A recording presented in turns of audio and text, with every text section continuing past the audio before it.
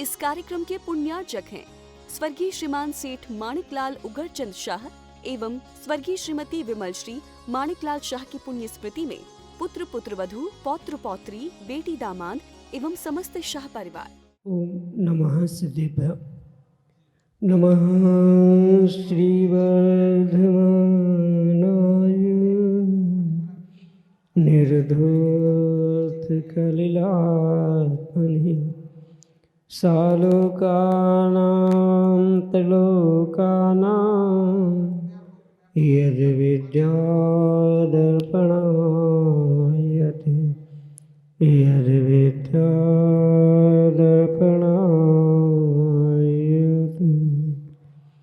पंच परमेष्टि भगवान ने की परम पूज्य आचार्य भगवंत गुरुवर विशुद्ध सागर जी मुनि महाराज जी की परम पूज्य मुनि श्री सुप्रभ सागर जी महाराज जी की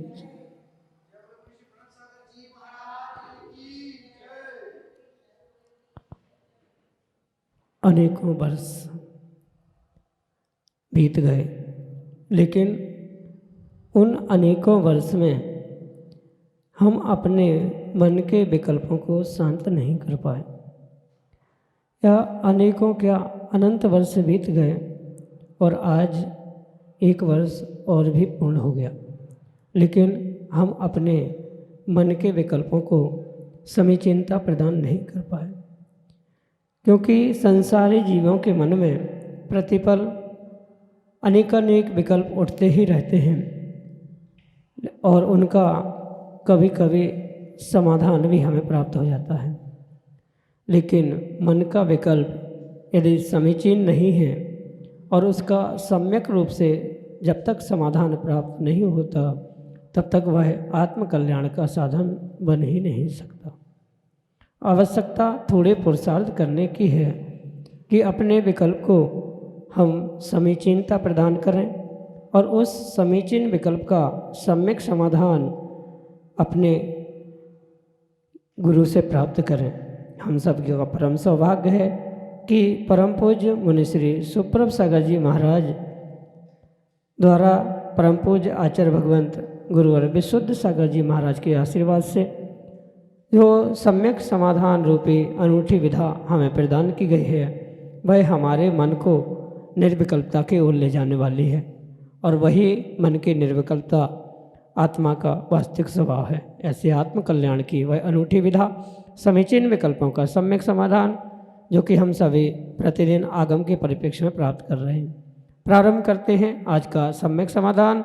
और आज के पहले विकल्प के लिए आष्टा मध्य प्रदेश से डॉक्टर मगन जैन, श्रीमती चंदा जैन परम पूज्य मुनि श्री के श्री चरणों में बारंबार नमोस्तु निवेदित करते हुए अपना समीचीन प्रश्न रख रहे हैं कि महाराज जी, आत्मा का स्वसंवेदन क्या होता है, इसे कैसे प्राप्त किया जा सकता है? हमारे समीचीन विकल्प का सम्यक समाधान करने की अनुकंपा करें। नमोस्तु महाराज जी, नमोस्तु। ओम नमः सिद्धम। परम पूज्य आचार्य भगवान गुरुवर विशुद्ध सागर जी महाराज जी के परम पूज्य मुनि श्री सुप्रभ सागर जी महाराज जी की जय। जो स्वसंवेदन शब्द है, वहाँ स्व और संवेदन इन दो पृथकभूत शब्दों को समझने की आवश्यकता है। संवेदन का अर्थ होता है अनुभूति, फीलिंग, और जब आत्मा या जीव अपना ही अनुभवन करता है, स्वयं की ही अनुभूति करता है, तब वह स्वसंवेदन संज्ञा प्रारंभ होती है। जबकि प्रत्येक जीव द्रव्य संवेदनशील ही होता है, अनुभूति करना मात्र और मात्र जीव द्रव्य का ही कार्य हुआ करता है। निगोदिया जीव से लेकर वह सिद्ध परमात्मा तक प्रत्येक जीव संवेदन को प्राप्त करता है। अंतर इतना है, कुछ पर निमित्तों को लेकर स्वसंवेदन या वेदन को प्राप्त करते हैं और कुछ मात्र पर निमित्तों को छोड़कर मात्र स्वयं का ही जो प्रत्यक्ष वेदन चल रहा है वह स्वसंवेदन, आत्मा का स्वसंवेदन के रूप में स्वीकार किया जाता है। जो अनुभूति करना या वेदन करना, फील करना, ये जो कार्य होता है वह चेतना लक्षण से युक्त मात्र जीव द्रव्य ही करता है। अन्य किसी भी द्रव्य में ये फीलिंग, संवेदना, अनुभूति आदि कार्य हुआ ही नहीं करते। इसलिए पहले बात तो ये निर्णय करने की आवश्यकता है कि संवेदन करना, वेदन करना, फील करना, अनुभूति करना, ये प्रत्येक जीव का कार्य होता है। कुछ पर निमित्तों को लेकर पर का संवेदन करते हैं और कुछ विशेष जो अनुभूति में विशेषता को प्राप्त करने वाले होते हैं, जैसे दिगंबर मुनिराज या वह भगवान आदि, वे पूर्ण रूप से स्वसंवेदन को प्राप्त करते हैं। ये समझने की आवश्यकता है। आगम के परिप्रेक्ष्य में ये जो स्वसंवेदन शब्द है वह तभी प्रकट होता है जब कर्मों से रहित आत्मा का वेदन करता है, तब वह पूर्ण रूप से निश्चय स्वसंवेदन हुआ करता है। अन्य समय में अगर कोई जीव कषायों का भी वेदन कर रहा है तो कषायों का वेदन भी वह पूर्ण रूप से आत्मा से ही करता है, क्योंकि जीव के अलावा कोई अन्य द्रव्य अनुभूति वेदन नहीं करता। इसलिए ये स्वसंवेदन तो कहा जा सकता है, पर सापेक्ष कर्मों के निमित्त से, कषायों के निमित्त से होने वाला वह स्वसंवेदन है। शुद्धात्मा का जो स्वसंवेदन है वह 6वें 7वें गुणस्थान के आगे ही हुआ करता है। इसे अगर दो प्रकार से हम समझें तो बहुत अच्छे तरीके से ये विषय समझ में आएगा। शुद्धात्मानुभूति और अशुद्धात्मानुभूति, कषायों के निमित्त से, कर्मों के निमित्त से जो भी अनुभूति, जो भी फीलिंग, जो भी वेदन आत्मा या जीव करता है वह अशुद्ध आत्मानुभूति होती है। और जब कर्मों से रहित होते हुए, कषायों से, परद्रव्यों से रहित होते हुए आत्मा से, आत्मा का आत्मा में, आत्मा के लिए होने वाला जो अनुभवन है, वेदन है, पुरुषार्थ है, वही शुद्धात्मानुभूति हुआ करती है।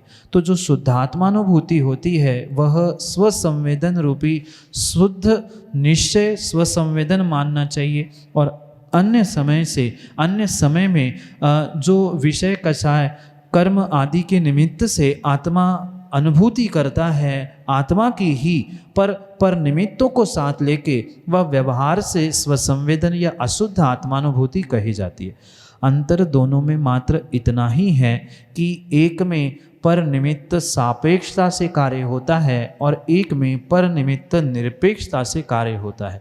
जहाँ कर्मों की सापेक्षता से कार्य होता है वहाँ वह पूर्ण रूप से अशुद्धात्मानुभूति होने से आत्मा का ही आत्मा से वेदन होने पर भी वहाँ पर प्रत्यय होने के कारण से वह अशुद्ध स्वसंवेदन कहा जाता है या व्यवहार स्वसंवेदन कहा जाता है। और जहाँ आत्मा के अनुभूति में आत्मा ही रहता है, अन्य किसी द्रव्य, अन्य किसी कर्म, अन्य किसी निमित्त का कोई भी वहाँ हस्तक्षेप नहीं होता, आलंबन नहीं होता, वही वास्तव में शुद्धात्मानुभूति या शुद्ध स्वसंवेदन, जिसे निश्चय स्वसंवेदन कहा जा सकता है।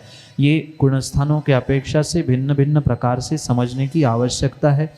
जैसे जो कषायों के निमित्त से होने वाला स्वसंवेदन है, जो कि मिथ्यात आदि गुणस्थान में यानी पहले गुणस्थान में भी हुआ करता है, तो उस पहले गुणस्थान से लेके 14वें गुणस्थान तक और गुणस्थानातीत प्रत्येक आत्मा में ये स्वसंवेदन होता ही होता है।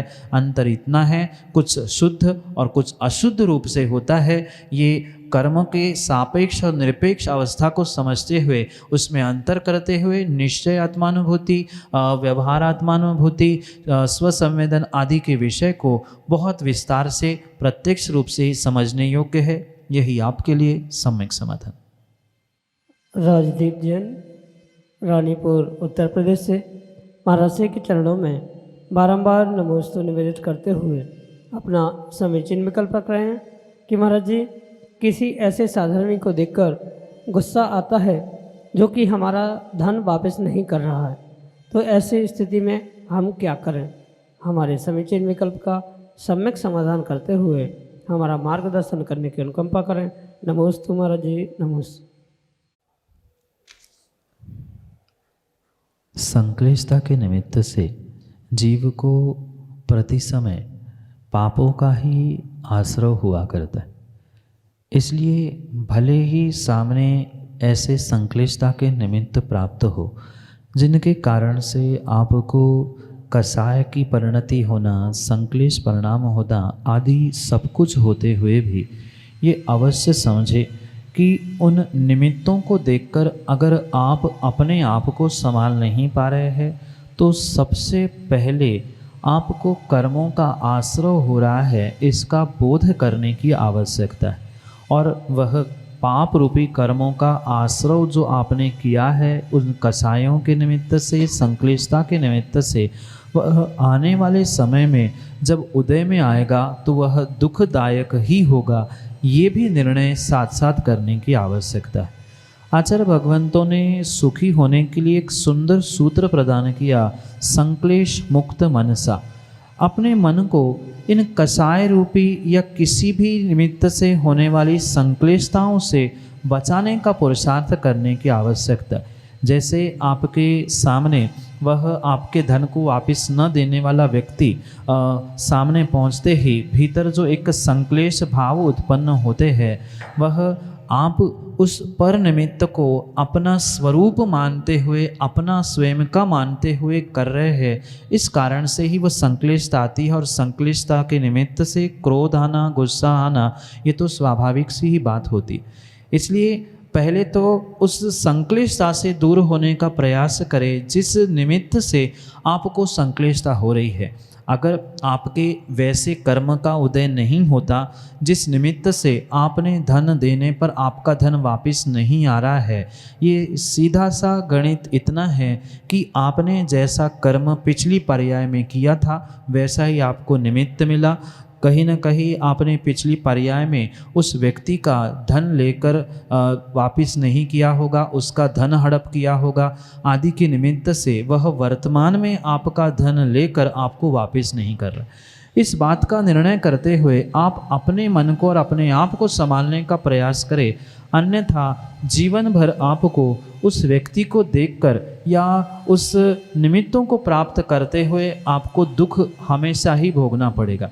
ये अवश्य ध्यान रखें कि बिना कर्म के नियोग से ऐसा निमित्त सामने उपस्थित नहीं होता। ऐसे निमित्त मिल रहे हैं मतलब पिछले कुछ ऐसे कर्मों का उदय उन जीवों के साथ संबंधित है जिनके निमित्त से ये कार्य घटित हो रहा है। उस व्यक्ति के प्रति भी अगर आप द्वेष भाव बना के रखोगे तो पुनः आने वाले समय में आपको कर्मों का आश्रय बंद होगा।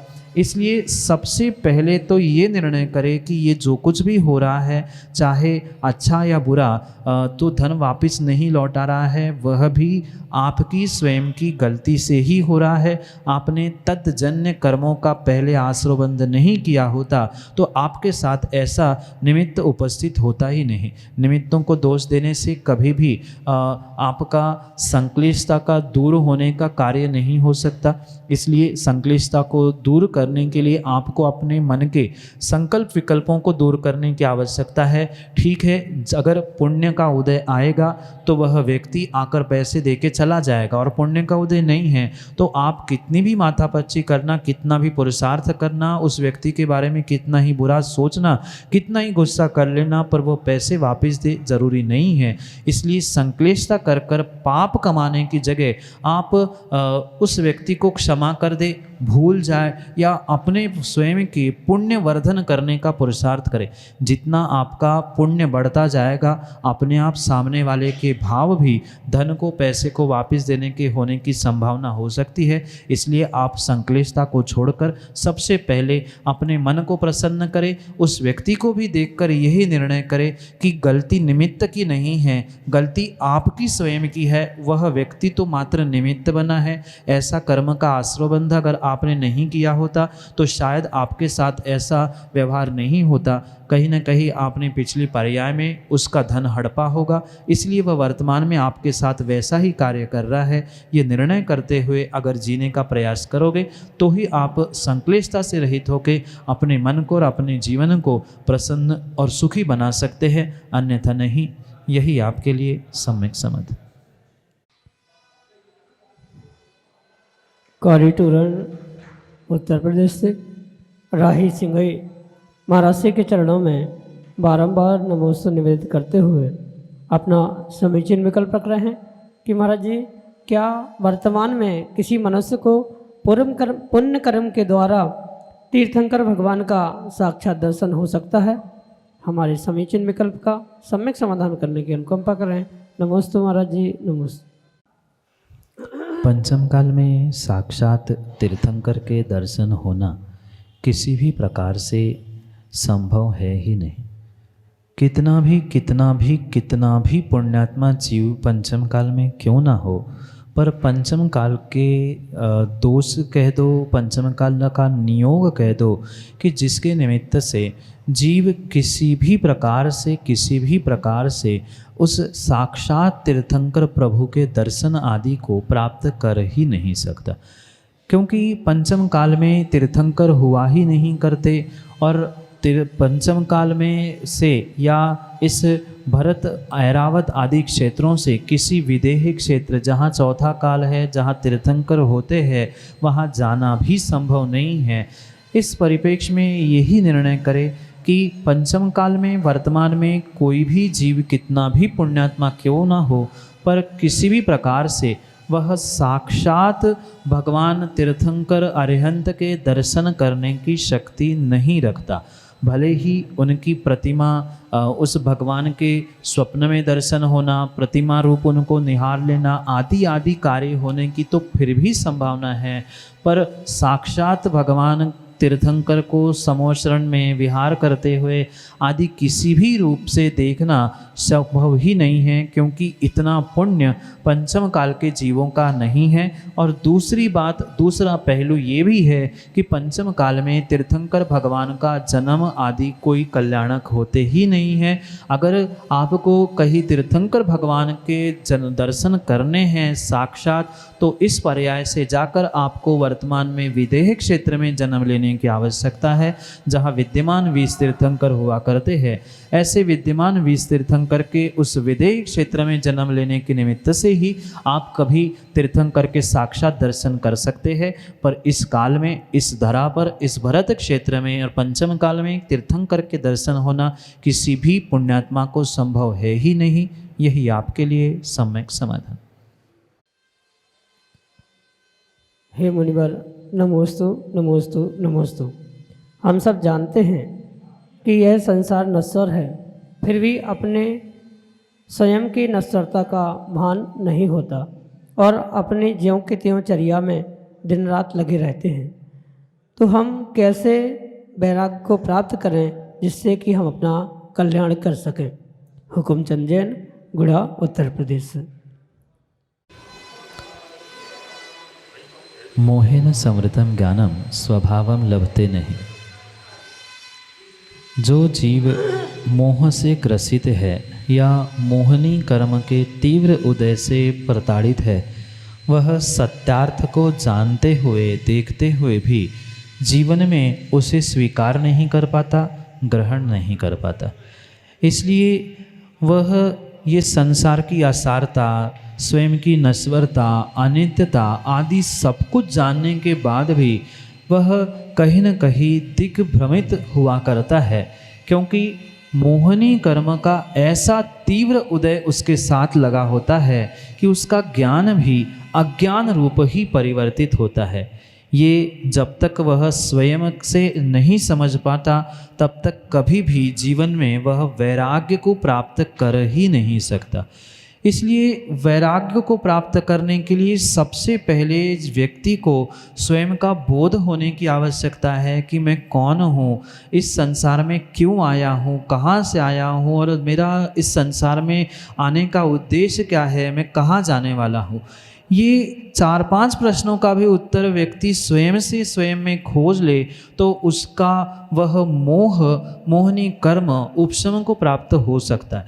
और थोड़ा सा भी मोहनी कर्म का उपशम अगर सामने आ जाए, उदय हो जाए, मोहनी कर्म का उपशम हो जाए, तो नियम से वह व्यक्ति अपने जीवन में वैराग्य को कुछ अंशों में प्राप्त कर सकता है। पर वैराग्य को प्राप्त करने के लिए भी उसके दर्शन मोहनी, चारित्र मोहनी आदि कर्मों का कहाँ, कैसे, कब क्षयोक्षम उदय आदि चल रहा है, ये भी समझने की आवश्यकता है। इसके अलावा भी ये बात अवश्य समझे कि मात्र इन कर्मों से काम नहीं होगा। वैराग्य को प्राप्त करने के लिए वैराग्य भावना, मेरी भावना, इसको पढ़ने के साथ साथ चिंतन भी करने की आवश्यकता है। क्योंकि बहुत सारे जीव वैराग्य भावना, मेरी भावना को दिन रात पढ़ते हैं, पूरी रटी रखी है, पर उसके शब्दों के पीछे का क्या भावार्थ था, क्या आशय था, अनित्य भावना क्या कहती है, वह मेरे साथ क्या उसका संबंध है, मैं कैसा अनित्य हूँ, आदि सभी बातों को प्रत्येक भावना के शब्दों को पढ़ने के साथ अनुभूत करने की आवश्यकता है। और व्यक्ति जब उसकी अनुभूति करेगा तभी वास्तव में वह वैराग्य को प्राप्त कर सकता है। क्योंकि वैराग्य की जननी मात्र 12 भावना ही कही गई है। उस 12 भावनाओं को सतत पढ़ने से नहीं अपितु चिंतन करने से काम बनेगा कि अनित्यता संसार की कैसी है, संसार का स्वरूप कैसे है, आश्रव क्या है, आश्रव भावना क्या है, आदि 12 भावनाओं का चिंतन करते करते धर्म का, बोधि दुर्लभ का अगर चिंतन तक व्यक्ति पहुंच जाए तो नियम से वह उन 12 भावनाओं के माध्यम से अपने जीवन में वैराग्य को प्राप्त कर सकता है। प्रतिदिन स्वाध्याय करना, अगर पहले से ही स्वाध्याय कर रहे हैं तो स्वाध्याय में वृद्धि करना, पुराण ग्रंथों को पढ़ना, द्रव्यानियों को पढ़ना आदि स्वाध्याय के माध्यम से अपने उस मोहनी कर्म को उपशम कराने का पुरुषार्थ करना, ये सभी कार्यों के माध्यम से ही आप अपने जीवन में उस वैराग्य को धारण कर सकते हैं। यही आपके लिए सम्यक समाधान। श्रीमती आभा जैन, गुरसराय, उत्तर प्रदेश से अगले समीचीन विकल्प के लिए। नमोस्तु नमोस्तु नमोस्तु गुरुदेव नमोस्तु। अगर जैसे हमने अपने किसी से, हमारे द्वारा किसी को ठेस पहुंची हो और हमने उससे 3-4 बार क्षमा मांग ली अपने मन से, हृदय से, अगर उसने क्षमा नहीं की तो उसमें हमारी क्या गलती है महाराज जी?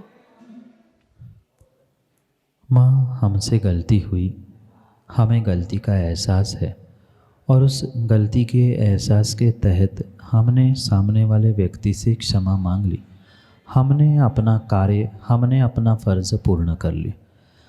सामने वाला क्या कर रहा है, क्षमा कर पा रहा है कि नहीं कर पा रहा है, उसकी व्यक्तिगत क्या सोच है, क्या नहीं है, वो उसका स्वयं का विषय है। उसका पुण्य पाप, उसका कार्य वो स्वयं जाने। हमने अगर वास्तव में मन से क्षमा मांग ली है, और जैसे कि आप कह रहे हैं कि 1 नहीं 2 नहीं 4-5 बार क्षमा मांगी, पुनः मांगने का विचार है, मन में पश्चाताप के भाव भी है, तो ये पक्का मान लेना आपने अपने कर्मों का तो वहाँ पर क्षय उपशम अवश्य ही कर लिया। अब उन्हीं बातों को पुनः दिमाग में लाकर आप अगर हीन भावना ला रहे हो या संक्लेशता ला रहे हो तो पुनः कर्मों का आश्रयबंध वहाँ पर होता रहेगा। ठीक है, हमने क्षमा मांग ली, हमने काम कर लिया, अब तुम जानो तुम्हारा काम जाने। उसके मन में अगर पाप है, उसके मन में कषाय है, तो वो ना क्षमा कर पाएगा ना क्षमा कह पाएगा। हमने जब अपना काम कर लिया है तो हमें निर्विकल्प होकर उस व्यक्ति को, उस कार्य को और उस भूल को भी भूल जाने की आवश्यकता है। क्योंकि पुनः अगर वही बात का स्मरण आता रहेगा, उस व्यक्ति को देखकर पुनः हमें वही भाव या हमारी वही गलती याद आती रहेगी, तो पुनः उसके निमित्त से, उस संक्लेश भावों से, हीन भावना से हम कर्मों का आश्रयबंध करते। हमने अपना काम कर लिया, क्षमा मांग ली, माना कि उससे भी हमें चैन नहीं पड़ रही है, तो उस गलती को गुरु के सामने बखान किया जाए, गुरु से प्रायश्चित लिया जाए। बस इतना ही कार्य काफ़ी हो सकता है अपने उस गलती को सुधारने के लिए। सामने वाला क्षमा करे नहीं करे वो उसका व्यक्तिगत विषय है। वह अच्छा व्यक्ति होगा तो नियम से आपको क्षमा कर ही देगा, और उसके मन में कसाय की गांठ है, किसी भी प्रकार की विपरीतता है, तो वह कभी भी आपको क्षमा नहीं कर सकता। और वो करे नहीं करे उसका व्यक्तिगत विषय है। वो हम तो अपने स्वयं के भावों का विचार करें। जब हमने मन से क्षमा कर ही दिया है, क्षमा मांग भी ली है, उसके प्रति अब हमें राग द्वेष पूर्ण रूप से छोड़कर निर्विकल्प होने की आवश्यकता है। जितनी निर्विकल्पता आपके भीतर उस व्यक्ति और उस कृत्य को लेकर होगी, उतना ही विशेष विशेष पुण्य का अर्जन उस निमित्त से करेंगे, अन्यथा कहीं न कहीं आप पाप का आश्रय करते रहेंगे। इसलिए विशेष विशेष बात ध्यान रखें। रात गई बात गई, हमने क्षमा मांग ली, भूल बदल गई, इतने चैन नहीं पड़ रही, गुरु से प्रायश्चित ले लो और भी उसका उपशम हो जाएगा। पर पुनः पुनः उन बातों को लेकर विकल्प ना करें, यही आपके लिए सम्यक समाधान। जय जन बंधुओं, हम सभी लाभ ले रहे थे लोकप्रिय कार्यक्रम सम्यक समाधान का। प्रतिदिन यह कार्यक्रम 5:13 पे यूट्यूब चैनल सुप्रभ उवाच के माध्यम से प्रसारित होता है। मुंशी सुप्रभ सागर जी का नाम सुप्रभ, वाणी का पर्यायवाची नाम उवाच, सुप्रभ उवाच, यस यूट्यूब चैनल के माध्यम से मुनिश्री के प्रवचन एवं ये सम्यक समाधान प्रतिदिन प्रसारित होता है। आप सभी लोग चैनल को सब्सक्राइब करें एवं बेल आइकन को जरूर दबाएं, ताकि नोटिफिकेशन के द्वारा आप सब चीज़ों को अप टू डेट रह सकते हो। सम्यक समाधान यह कार्यक्रम प्रतिदिन ठीक 4 बजे अपने आदिना टीवी चैनल के माध्यम से प्रसारित होता है। एक नया टीवी चैनल आदिना टीवी चैनल, जिसके माध्यम से यह सम्यक समाधान का प्रसारण ठीक 4 बजे होता है। आप सभी लोग घर बैठे टीवी के माध्यम से भी इस कार्यक्रम का लाभ लेते हुए अपने मन में उठने वाले विकल्पों का सम्यक समाधान प्राप्त कर सकते हैं। 8707548811 यह हमारा व्हाट्सएप का नंबर है। आप इस व्हाट्सएप के नंबर पे अपने विकल्प भेज सकते हैं एवं इस विकल्पों को एकत्रित करके मुनिषी तक पहुंचाया जाएगा और मुनिषी के मुखारविंद से हम सभी लोग उसका सम्यक समाधान प्राप्त करेंगे। अगर आप व्हाट्सएप से टाइप नहीं कर सकते हो तो एक कागज़ पेन पे अपना नाम, अपने शहर का नाम, अपना विकल्प लिख के उसकी फ़ोटो खींच के आप हमें व्हाट्सएप कर सकते हैं एवं उस फोटो को व्हाट्सएप के द्वारा हम तक पहुंचा दें एवं उसके माध्यम से आप अपने विकल्प हम तक पहुंचा सकते हो। samyak.samadhan@gmail.com यह हमारी ईमेल की आईडी है। अगर आप ईमेल के माध्यम से आप अपने विकल्प भेजना चाहते हो, अपने ईमेल के माध्यम से अगर आप ज़्यादा उसको अपने विकल्पों को हम तक पहुंचाना चाहते हो, तो हम अपने विकल्पों को आप जीमेल के माध्यम से samyak.samadhan@gmail.com इसके माध्यम से आप आपके विकल्प हमारे तक पहुंचा सकते हो। प्रतिदिन मुनिषी के प्रवचन 2:30 पे आदिना टीवी चैनल के माध्यम से भी प्रसारित होते हैं। आप सभी लोग आदिना टीवी चैनल के माध्यम से भी मुनिषी के प्रवचन का लाभ ले सकते हैं।